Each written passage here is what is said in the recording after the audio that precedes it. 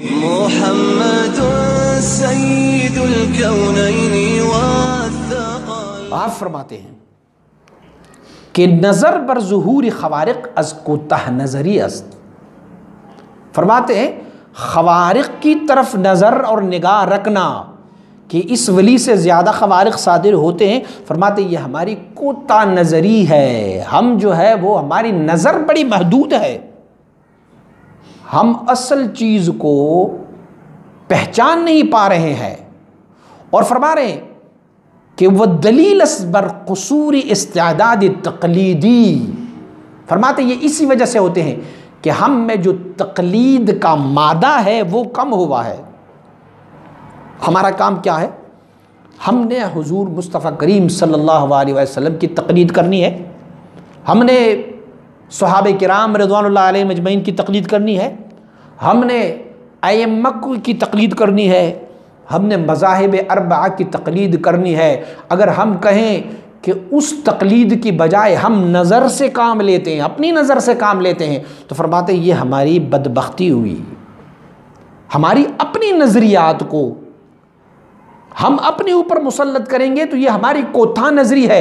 ہم اپنی نظریات کو ان بزرگوں کی عادات، ان بزرگوں کی کرامات، ان بزرگوں کی باتوں، ان کی افعال، ان کی اقوال کے تابع کریں گے، تب پتہ چلے گا۔ آپ فرماتے ہیں وہ لوگ جو حضور نبی اکرم صلی اللہ علیہ وسلم بارک کی اس نبوت کی فیضان لینا چاہتے ہیں تو ان کے لیے شرط کیا ہے؟ حضور مصطفیٰ کریم صلی اللہ علیہ وسلم کی تقلید شرط ہے۔ حضور کی تقلید کرنا ہوگا آپ کو، اپنی نظر کو چھوڑ کے حضور کی تقلید کو اپنانا ہوگا، صحابہ کرام کی تقلید کرنا ہوگا، ائمہ اہل بیت کی تقلید کرنا ہوگا، مشائخ کی تقلید میں جانا ہوگا، تو تب ان کے لیے کوئی فائدہ ہوگا۔ اور اگر اپنی نظریات لے اور اس تقلید کو چھوڑ دیں، اتباع کو چھوڑ دیں، تو یہ خرابی در خرابی ہے۔ عرض کیا کیا صحابہ کرام رضوان اللہ علیہ مجمعین سے اتنے زیادہ کرامات صادر ہوئے ہیں جتنے ان بزرگوں سے صادر ہوئے ہیں؟ تو اگر ہم اپنی نظر کے مطابق جائیں، اپنی سوچ اور فکر کی پہلو پر چلے جائیں، تو پھر تو مسئلہ یہ بنے گا کہ ان بزرگوں کو، ان اولیاء اللہ کو ہم ان اولیاء اللہ پر فضیلت دیں گے جسے ہم اور آپ صحابہ کہتے ہیں، جس میں سے رب کائنات نے سرٹیفکیٹ عطا فرمایا، رضی اللہ عنہم ورضوا عنہ، جنہیں حضور نے سرٹیفکیٹ عطا فرمایا، اصحابی کالنجوم بأیہم اقتدیتم اہتدیتم، اللہ اللہ فی اصحابی لا تتخذوہم عرضا من بعدی فمن احبہم فبحبی احبہم ومن ابغضہم فببغضی ابغضہم۔ حضور نے فرمایا وہ تو مسلم منصوص ہی ہے، تو ہم نے ان کی تقلید کی طرف جانا ہے۔ ہم نے دیکھنا ہے وہاں صحابہ کرام سے کرامات کم صادر ہوئے تھے، لیکن مراتب قرب الہی میں وہ ان تمام اولیاء سے بڑھ کر ہیں، فلہذا مسلم عقیدہ ہے صحابی میں کوئی ادنا نہیں ہے، لیکن جن کی صحبت رسول اللہ صلی اللہ علیہ وسلم سے کم رہی ہے، اس ایک صحابی کی مرتبے تک بھی لاکھوں اویس قرنی نہیں پہنچ سکتے، لاکھوں شیخ عبد القادر جیلانی، لاکھوں اویس، لاکھوں جنید، لاکھوں شبلی رضوان اللہ علیہ مجمعین، کسی ایک ادنا صحابی، ادنا سے مراد یہ ہے کہ ان کی صحبت رسول اللہ صلی اللہ علیہ وسلم سے کم ہوئی ہو، نہیں پہنچ سکتے۔ تو اگر فضیلت اس کرامت کی وجہ سے ہوتی تو پھر ان ساروں کو فضیلت ہوتا صحابہ کرام رضوان اللہ علیہ مجمعین پر۔ اچھا وجہ کیا ہے؟ پہلے آپ نے فرمایا کہ وجہ یہ ہے کہ ہم اپنی نظر کو تقلید کے گھوڑے دوڑانے کے بغیر چلاتے ہیں، ہم ان کی تقلید نہیں کرتے اور اپنی نظر کو آگے کرتے ہیں۔ فرماتے تقلید سیکھنا ہے تو آئیے صدیق اکبر سے تقلید سیکھو۔ فرماتے آپ میں اتنا استعداد تقلید تھا، اتنی تقلید آپ میں تھی کہ آپ کو حضور کی تصدیق کرنے میں کیوں، کب، کیسے اور کہاں کہنے کی مہلت ہی نہیں ملی۔ کسی نے راوی کو بھی نہیں دیکھا کہ راوی کون ہے۔ آپ کو معلوم ہے نا واقعہ معراج، جب آپ مبارک وہاں پر نہیں تھے اور کسی ایک کافر نے آپ کو رستے میں روک کے آپ کو کہا کہ آپ کا صاحب یہ کہتا ہے کہ میں رات کی ایک پہر ایسے گیا اور پھر سیر کر کے آیا، جنت بھی دیکھے، جہنم، آسمانوں کی بھی سیر کیا، رب سے ملاقات بھی ہوئی، واپس بھی آئے ہوں رات کے ایک پہر میں، تو آپ کی صاحب نے یہ کہا تو آپ مبارک نے جواب کیا دیا؟ آپ مبارک نے فرمایا اگر یہ بات میری صاحب نے کی ہوئی ہے تو میں ان کی تصدیق کرتا ہوں، انہوں نے سچ اور حق بولا ہے، ایسا ہی ہو گیا ہوگا۔ آپ کی تقلید اتنی مضبوط، اتباع مصطفیٰ، اور اگر نظر کی طرف دیکھتے ہوتے تو پھر نظر میں تو یہ بات نہیں سماتی نا، کیسے گئے رات کی ایک پہر میں، پہلے آسمان، دوسرے، تیسرے، ساتویں آسمان، جنت بھی دیکھے، بیت المقدس بھی گئے ہیں، یہاں سے گئے وہاں گئے، کس چیز پر گئے، کیوں گئے، کیسے گئے، راکٹ لانچر کوئی نہیں تھا، کیسے گئے؟ اگر آپ اپنی نظر کی طرف چلے جاتے، لیکن تقلید کا مادہ اتنا مستحکم اور مضبوط تھا نا کہ آپ کو کبھی ضرورت ہی پیش نہیں آئی۔ آپ نے فرمایا میری یار نے کہا ہوا ہے، حبیبی رب العالمین نے کہا ہوا ہے کہ میں گیا ہوں آسمانوں میں اور سیر کر کے آیا ہوں، جنت اور دوزخ کا بھی مشاہدہ کر کے آیا ہوں، رب کائنات سے ملاقات بھی ہوئی ہے، احکام بھی لے کے آیا ہوں۔ فرمایا اگر میری صاحب نے یہ بات کی ہے تو صدقہ، آپ نے صحیح فرمایا ہے۔ یہ نہیں دیکھا کہ راوی کون ہے، راوی بھی کافر تھا جس میں سے روایت وہ کر رہے ہیں۔ فرمایا اگر میرے مصطفیٰ نے یہ بات کہی ہے تو پھر صحیح ہے۔ اب دوسری طرف دیکھ لیں، دوسری طرف ایک اور بھی ہے جیسے ابو جہل لعین کہا جاتا ہے۔ اب ابو جہل لعین کیا ہے؟ ان کی یہی استعداد جو اتباع کی استعداد تھی، جو تقلید کا استعداد تھا، وہ کم تھا۔ وہ کرے کیسے رب نے ہم ساروں میں سے آپ کو ہی نبوت دی؟ وہ تقلید کم تھا۔ دیکھو باوجود اس کے کہ تقلید کم تھا، باوجود اس کے کہ حضور نے آپ کو معجزات بھی دکھائے، لیکن ابو جہل کو ہدایت نہیں ہوئی۔ وجہ کیا ہے؟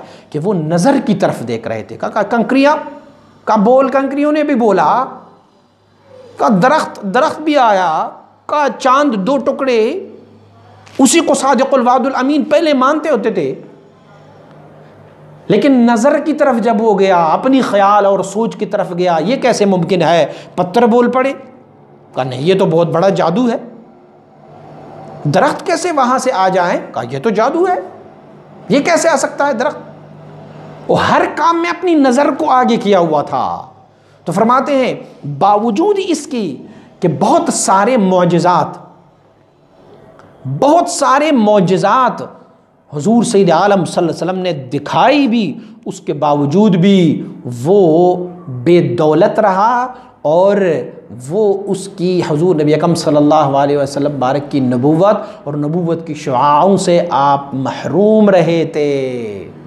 رب کائنات نے اسی طرف اشارہ فرمایا وَإِن يَرَوْا كُلَّ آيَةٍ لَا يُؤْمِنُوا بِهَا حَتَّى إِذَا جَاءُوكَ يُجَادِلُونَكَ يَقُولُ الَّذِينَ كَفَرُوا إِنْ هَذَا إِلَّا أَسَاطِيرُ الْأَوَّلِينَ۔ اللہ کریم فرمائے اگر یہ لوگ دیکھ لیں بہت سارے معجزات بھی، تو وہ ایمان نہیں لائیں گے، پھر بھی وہ آپ کے پاس آئیں گے اور جگڑتے رہیں گے، وہ کہیں گے کہ یہ جو کچھ ہے یہ قرآن، ان ھذا الا اساطیر الاولین، یہ قرآن اور یہ معجزے اور یہ کرامات اور یہ ساری چیزیں یہ تو پرانی قصے کہانیاں ہیں۔ تو اگر تصدیق کسی ولی کی ولایت کا کرنا ہو تو اس کے لیے ضرورت کسی کرامت کی نہیں ہے۔ بسا اوقات کوئی بندہ کرامت دیکھ بھی لے تو کرامت دیکھنے کے بعد بھی وہ اس کے انکار میں آ جاتے ہیں۔ آپ ایک اور مثال بیان فرماتے دیکھیں،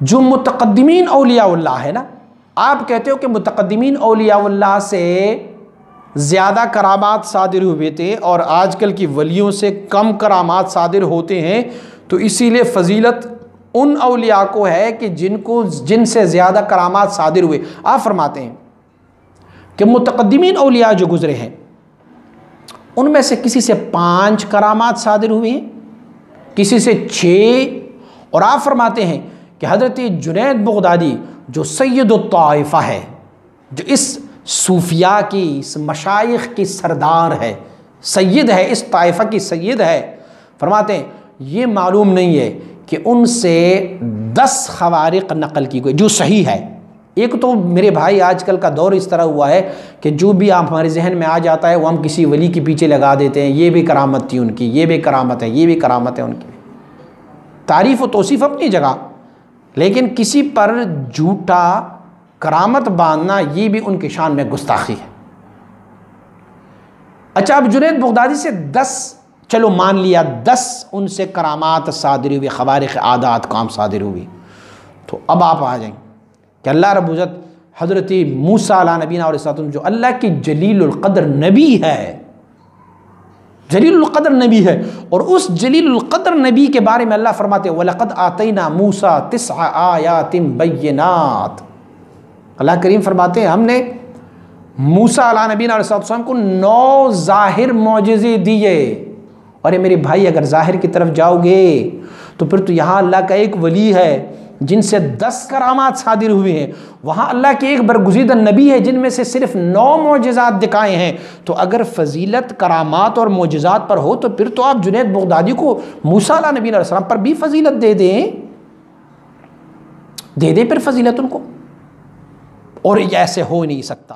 اور آپ نے فرمایا کہ بیٹا یہ جو آپ کہہ رہے ہیں کہ آج کل کے دور کے اولیاء میں سے خوارق عادات کام صادر نہیں ہوتے، فرماتے یہ بھی آپ کی بھول پن ہے، آپ کو معلوم نہیں ہے۔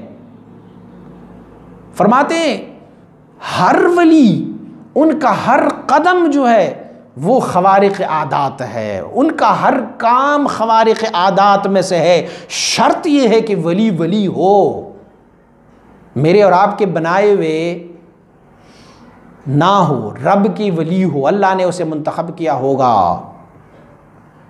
حضرت شاہ نقشبند رضی اللہ تعالیٰ عنہ، آپ مبارک کی بارگاہ میں ایک بندہ حاضر ہوا تو آپ سے پوچھا کہ حضور بہت سارے لوگوں کی کرامات ہیں، کرامات کی معنی بہتری، بہت سارے لوگ اولیاء اللہ کی کرامات ہیں، حضور آپ بھی اپنا کوئی کرامت ہمیں بتائیں کہ کیا کرامت ہے۔ آپ کی کرامت دکھانے میں کوئی شک نہیں تھا، اور آپ کا سب سے بڑا خوارق عادت کام یہ تھا، یہ کرامت آپ کی کوئی تھوڑی تھی کہ آپ مبارک کسی کی قلب پر توجہ کرتے، وہ قلب غافل ہوتا، وہ اللہ کے ذکر پر ذاکر ہو جاتا، وہ جو کبھی مردوں کے صف میں ہوتا تھا وہ قلب وہ آپ کی توجہ سے زندہ ہوتا۔ آپ کی کرامات تو بے تحاشا ہے، لیکن آپ کے عجز و انکساری کو دیکھیے۔ آپ نے فرمایا بیٹا میں باوجود اتنے سارے گناہوں کے بھی زمین کے اوپر چل رہا ہوں اور زمین مجھے نگل نہیں رہی، مجھے غرق نہیں کر رہی، یہ میری کرامت نہیں اور کیا ہے؟ یہی تو کرامت ہے۔ غرض کہ اولیاء اللہ جو اللہ کے ولی ہوتے ہیں ان کا ہر لمحہ کرامت ہے، لیکن وہ کرامات جیسے ہمارے ذہنوں میں سمائے ہوئے ہیں کہ ہوا میں اڑ کے چلے جائیں، یا وہ کرامات جو ہمارے ذہنوں میں ہے کہ بھئی دریا کے اوپر چل کے دکھائیں، یا میرا دکان نہیں چل رہا اور پیر صاحب کہے کہ اب چل سو وہ چل پڑا، اور یہ میرے ہاں بیٹا پیدا نہیں ہو رہا اور پیر صاحب کو تب میں مانوں گا کہ جب پیر صاحب کہیں گے، مرشد کہیں گے کہ تیرے ہاں بیٹا ہوگا اور بیٹا ہو جائے۔ یہ ضروریات سلوک کے لیے نہیں ہے۔ بسا اوقات امام ربانی مجدد ثانی رحمۃ اللہ تعالی فرماتے اللہ کے ایسے اولیاء اللہ ہے کہ ان کو یہ بھی معلوم نہیں ہے کہ میں کوئی مرتبہ ولایت میں ہوں یا نہیں ہوں، یہ بھی معلوم نہیں ہوتا ان کو۔ سب سے پہلے اتباع مصطفیٰ صلی اللہ علیہ وسلم اور اتباع شریعت غراء محمدی صلی اللہ علیہ وسلم، یہ سب سے بڑی کرامت ہے۔ ایسے ہی ایک روایت اور بھی منقول ہے، باختلاف روایت یہ حضرت شاہ نقشبند رحمۃ اللہ تعالی کے بارگاہ میں یا حضرت بایزید بستامی دونوں میں سے منقول ہے کہ ان کے بارگاہ میں ایک بندہ حاضر ہوا تھا اور 40 دن آپ کے ساتھ رہا، ارادہ اور خیال یہ تھا کہ میں حضرت سے بیعت ہو جاؤں، اکتساب لوں۔ 40 دن گزارنے کے بعد آپ نے اجازت طلب کی کہ حضور مجھے اجازت عنایت فرمائیں، میں جا رہا ہوں۔ تو آپ نے پوچھا بیٹا کیسے آئے تھے اور کیوں جا رہے ہو؟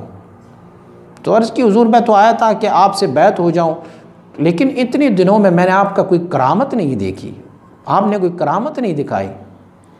تو آپ نے فرمایا بیٹا 40 دنوں میں آپ نے مجھے کوئی شریعت غراء محمدی صلی اللہ علیہ وسلم کے خلاف کوئی کام کرتے ہوئے دیکھا ہے؟ اس نے کہا نہیں۔ 40 دنوں میں نے آپ کو دیکھا کہ آپ حضور کی شریعت کی بالکل مطابق عمل کر رہے ہیں، تو فرمایا اس سے بڑھ کر اور کیا کرامت ہو سکتی ہے کہ 40 دنوں میں مسلسل آپ نے کوئی ایسی حرکت نہیں دی کی کہ جو حضور سید عالم صلی اللہ علیہ وسلم کی دین متین کے خلاف ہو۔ یہی تو سب سے بڑی کرامت ہے۔ تو مراد اور مقصد یہ ہے کہ کثرت کرامات یہ مراتب قرب پر دلیل نہیں ہے کہ اس بندے سے زیادہ کرامتیں صادر ہوئی تو یہ بڑے مرتبے والے ہیں، اور اس بندے سے کم کرامتیں صادر ہوئے تو یہ کم مرتبے میں ہے۔ بسا یہ ہو سکتا ہے کہ ایک بندہ، ایک اللہ کا ایسا محبوب بندہ جن کی کرامات کم ہو لیکن ان کی مراتب قرب، اللہ کا قرب بہت زیادہ ہوگا، اور بہت سارے ایسے ہیں کہ جن سے کرامات بکثیر شائع ہو لیکن ان کے مراتب قرب الہ العالمین کی نزد اتنے نہیں ہوں گے جتنا کہ اس اللہ کے بندے کا ہے جن سے کرامات کم صادر ہوئے۔ فلہذا کرامت یہ باعث فضیلت نہیں ہے، کرامت دکھائی دیتی ہے لوگوں کی انٹریکشن لینے کے لیے۔ کرامت ہوتے ہیں جیسے لوگ منکرین ہیں، اس منکروں کو اپنی سٹیٹس اور اپنا مقام دکھانے کے لیے، وگرنہ رب کی بارگاہ میں کرامت والوں سے قرب کا مرتبہ زیادہ افضل اور بہتر ہے۔ رب کے ہاں جن کا قرب زیادہ ہو اتنی ہی کرامت ان کے لیے کافی اور ساری اور جاری رہے۔